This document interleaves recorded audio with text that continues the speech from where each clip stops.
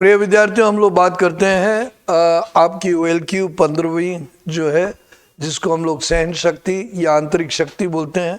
ये बहुत महत्वपूर्ण है क्योंकि इसी से आपकी क्षमता बेहतर होती है।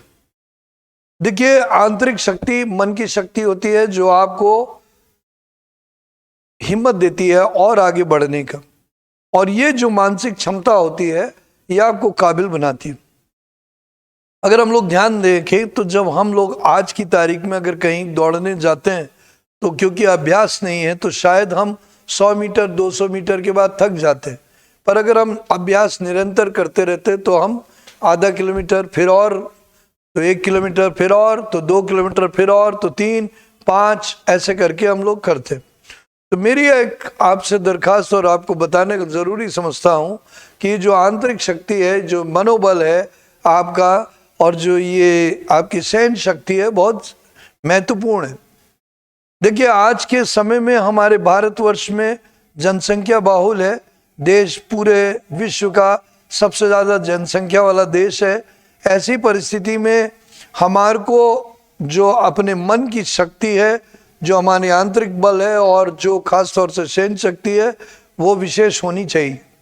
नहीं तो हम भयभीत हो जाएंगे और हम शायद कार्य कुशलता में कमज़ोर पड़ जाएंगे। इसके लिए बहुत ज़रूरी है कि हम इस चीज़ को समझें। ये जो आंतरिक शक्ति है ये हमारी एक सोच है। हमें आगे बढ़ने की ललक होनी चाहिए, कार्य को पूर्ण करने की ललक होनी चाहिए, जिसको कुछ लोग जीवाशा भी बोलते हैं। और अगर ये बेहतर होगी तभी हम कार्य को पूर्ण कर पाएंगे।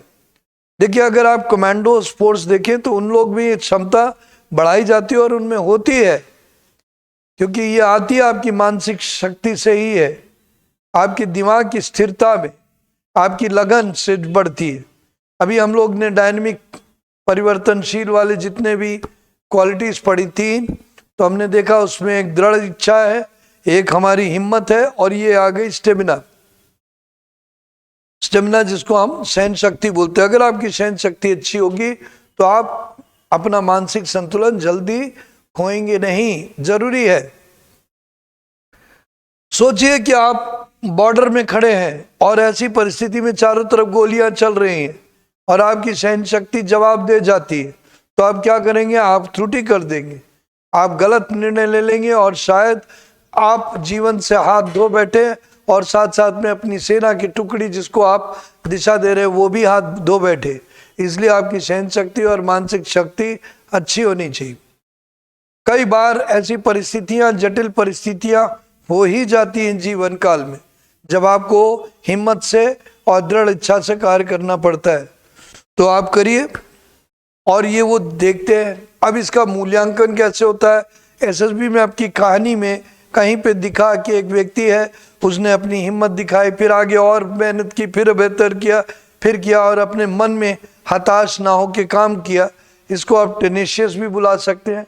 वैसे तो डिटर्मिनेशन भी उसी में आती है, और पर मेंटल स्टेमिना ज़्यादा आती है क्योंकि उसमें सहन शक्ति बेहतर होती है। तो अगर आपने इसको किया तो निरंतर बेहतर होता चला जाएगा।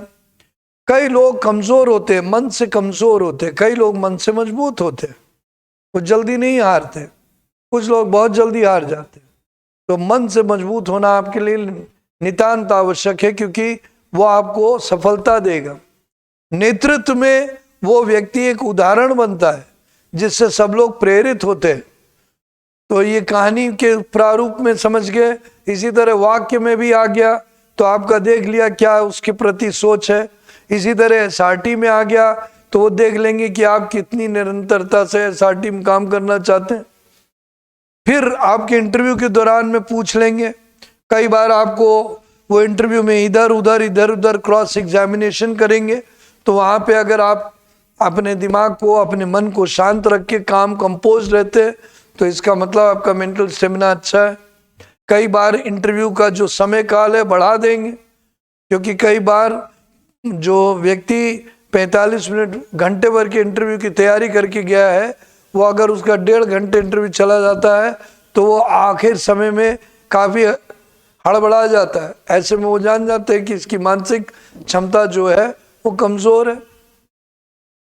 इसी तरह प्रोग्रेसिव ग्रुप टास्क में कई बार दिख जाएगा, उसको परेशान करेंगे, ये नियम नहीं है, तब क्या करेंगे, ये नियम नहीं है, तब क्या करेंगे। अब जब बराबर फेर बदल होता है तो कुछ लोग सोचते हैं कि नियम ही बदलते जा रहे हैं, हर चीज बदलती जा रही है, उनकी सहन शक्ति जवाब दे देती है। ऐसा आपको नहीं करना है, आपको अपने पूरे कार्य को एंजॉय करना है। जब आप में एसएसबी को आप मान के चलिए कि हमें अपनी एसएसबी पूरी हर जगह अपना 100% देना है और अपने आप को परेशान नहीं रखना, अपने को शांत रखना है, कभी भी हड़बड़ाना नहीं है।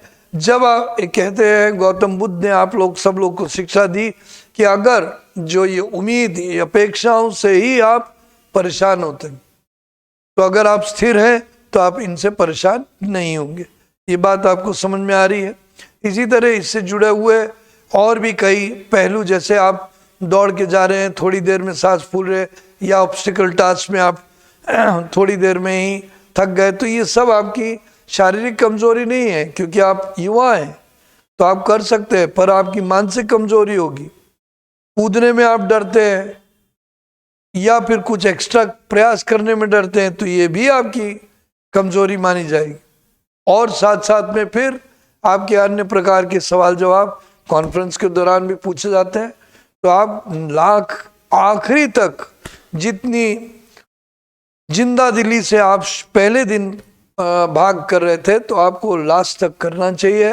आपको जिंदा दिली भी कायम रखनी चाहिए और अपनी सहन शक्ति का अच्छा साक्ष्य देना चाहिए और चयन होना चाहिए। ये मुझे उम्मीद है कि आप इस विशेषता को समझ गए होंगे और इसको अच्छी तरीके से अभिव्यक्त कर पाएंगे।